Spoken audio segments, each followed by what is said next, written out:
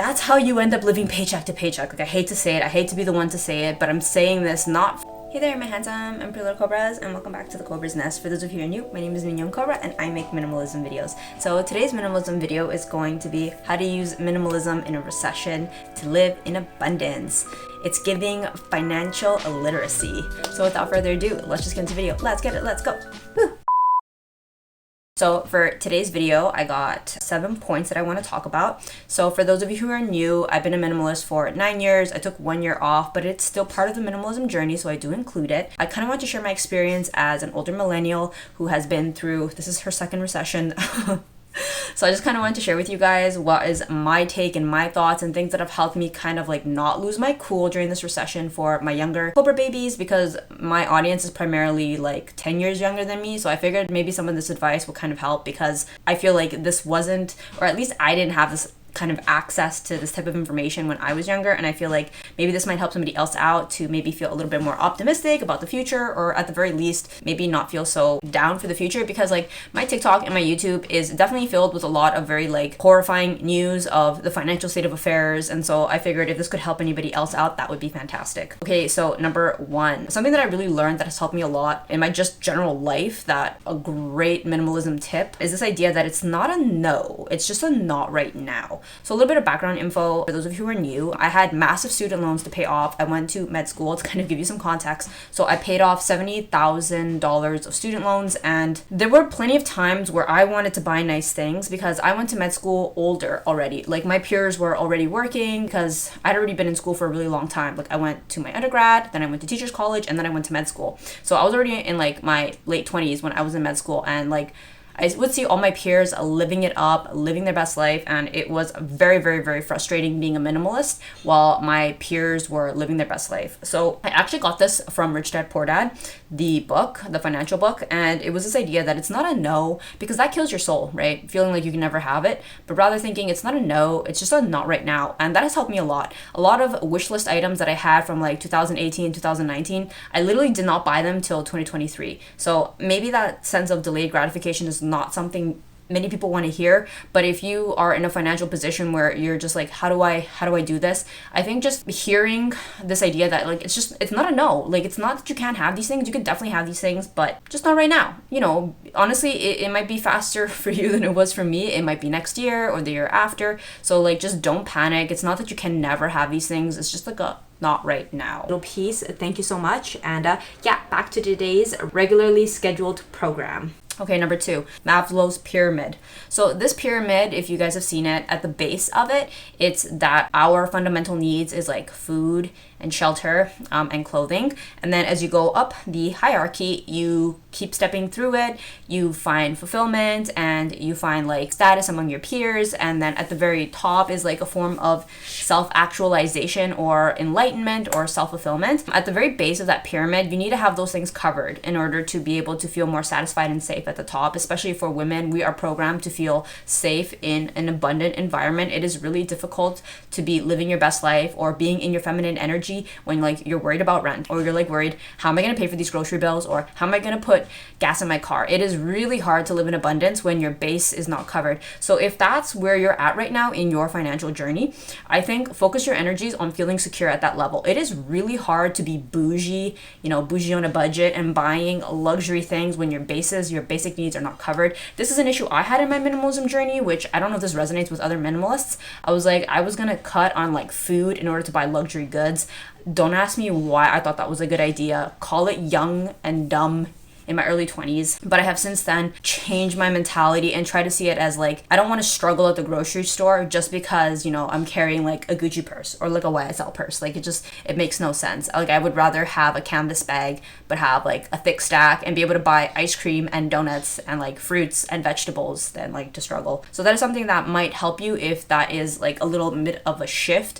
Don't be peer pressured. I know that right now it's really popular on Instagram and on TikTok to look at luxury corn, if you know what I'm talking about, where it's like these excessive displays of lavishness. They're Henrys and they're also, living paycheck to paycheck. So don't look at them for inspo. Try to be sensible with your lifestyle. I'm not saying you can't have nice things.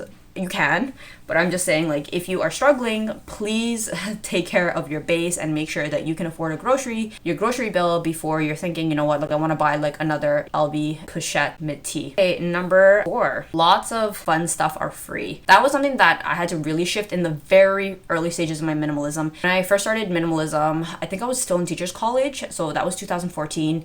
And I remember that I was in a small town for my teacher's college, and there was like a plaza nearby, and the only fun thing I liked to do was go to that little mini plaza mall and go shopping. I had to figure out fun things to do for free, and that was really hard because up until that point I'd always been a shopaholic. My early 20s, I was so bad with money. If I had $100, I just spent $100.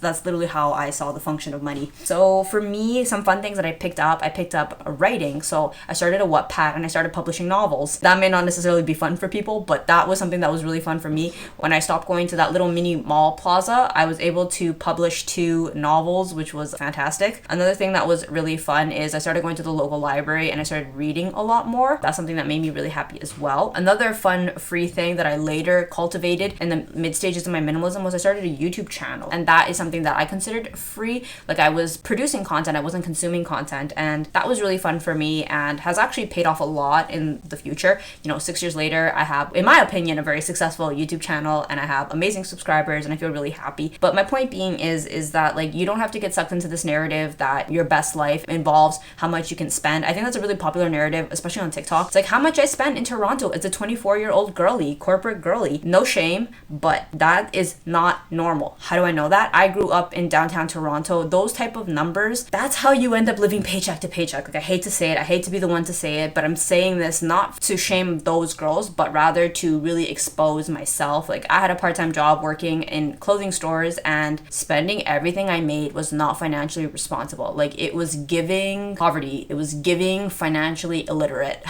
So I think that figure out what are some fun things to do for the time being. I'm not saying this is like you can't spend money, but like, let's just use a little bit of a nuance and not live paycheck to paycheck. Number 4, speaking of financial literacy, become financially literate. So I'm not saying that you need to become Warren Buffett and you need to start, investing in, stocks and buying real estate and becoming some sort of like money mogul. That's not what I'm saying. I'm just saying, like, start learning a little bit about it. Start learning about just like the base stuff. Like, if you live in Canada, for example, like, are you contributing to your TFSA? Like, are you contributing to your RRSP? Like, these type of things that it's just like adulting 101. Like, I know it's not sexy. Trust me. I did not get my financial shit together until I was in med school and drowning in student debt. Before that, I was like, future Nat will take care of it. And then when I hit 25, I was like, good God, what have I done? So I think that the later you put it off, the worse that you'll get, especially because, like, starting young has such massive compounding interest. You have the benefit of time on your side. I see like a lot of people who are like, I'm 50, I want to retire, but like, I don't know what to do. And it's like my heart breaks because, like, getting your financial shit together, like, it takes time. Like, it doesn't just happen overnight. It's like literally like working out. You're not gonna just become fit overnight just because you ate a salad. I think it's the same thing with financial literacy. You got to start reading books. You got to start like listening to podcasts. You have to start like getting your stuff together. If you're not sure where to start, 2 books that really helped my life and changed my life is Old Money, Rich Dad Poor Dad, and The Psychology of Money. I think that these 3 books could be a good starting place if you really don't know where to start. I think that they are phenomenal foundational books to just kind of get your feet wet, kind of figure things out, because honestly, life sucks when you don't have your money shit together. Like, I'll be completely honest, like, having money and not having money is like night and day. You have options and like, you're not stressed about money. Like, wouldn't you want to live in a world where you're like not stressed out about money? At least that's something that's important to me, so I thought I would just share that with you guys. Okay, number 5, learn how to thrive in a recession. This won't be the last one. So as I've mentioned, this is not my first rodeo. This is my second recession. I know a lot of people might argue, oh, well, you're too young, you didn't know. And I don't want to say this lightly because my dad watches my videos and he hates to hear this, but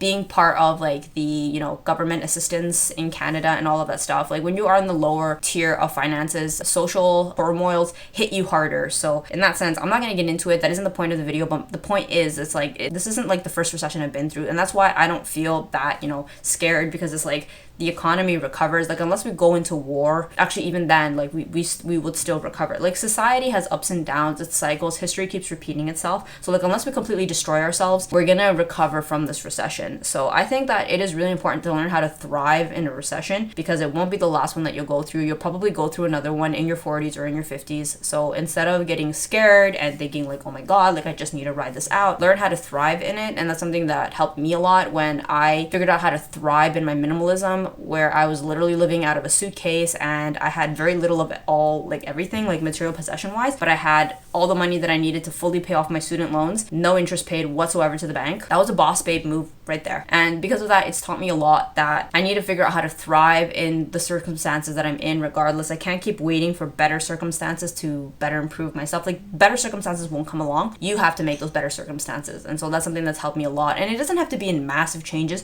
It could just kind of be like, stop being stupid with your money. And you know what I'm talking about. I'm not going to give you examples, but if you could think, you've already thought of a few. And like, I'm guilty of that too. Like I could probably do better with my money. We can all do better with our money. There's always room for improvement. But the point is, it's like, I just kind of realized that I don't want to I want to thrive in this recession, because then how much more amazing will things be when things are good? Okay, number 6, find your self-worth outside of material possessions. So this is a really big minimalism tip that helped me a lot. I'm guilty of it, and honestly, I'm still guilty of it. I definitely place a lot of my self-worth on my material possessions. I'm woman enough to admit it, like I'm grown enough to admit it. It's something that I'm still working on, but I think that definitely I've improved on this a lot, and it has really helped me a lot. One of the key things that helped me a lot, especially living in a Western society, was letting go of the obsession with brand names. A lot of my clothes are minimalistic.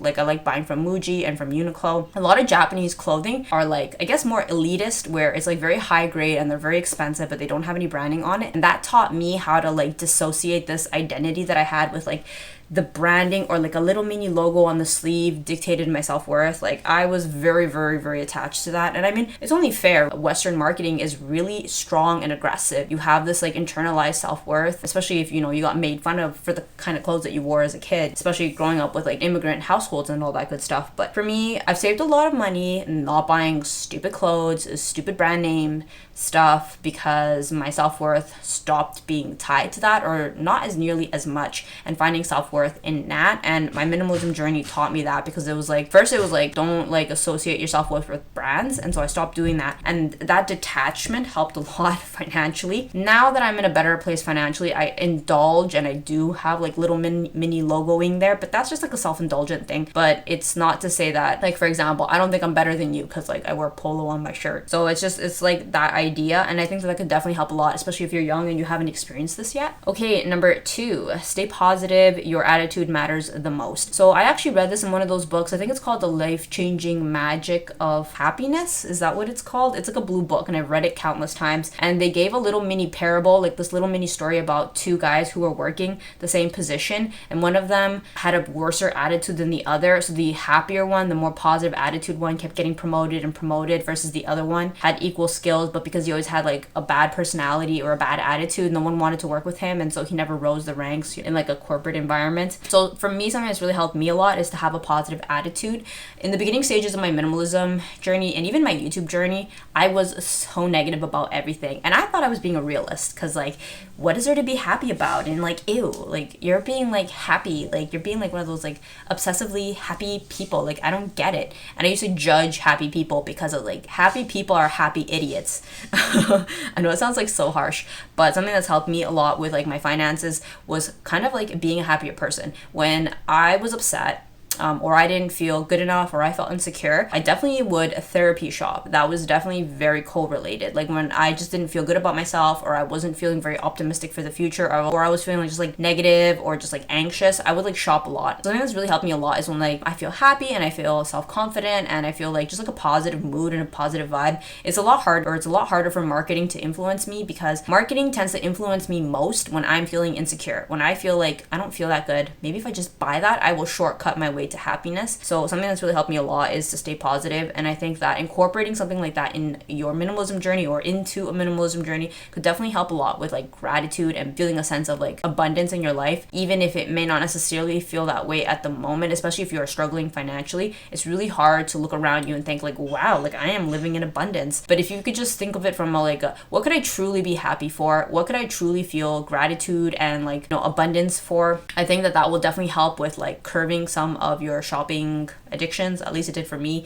where I felt like, oh, I'm pretty, so I started buying less makeup, and I felt like my body was pretty. Like I didn't have to give into my anorexia. I stopped buying as much clothes. If I stopped feeling insecure or upset or negative about it, I stopped buying as much things related to that category. So I hope that this could have helped anybody else out. If you are on a minimalism journey, or at the very least to incorporate some minimalism elements to help mitigate some of these massive financial waves that we are going through in this recession. So yeah, thank you so much for watching, and I'll see you guys in the next one. Bye.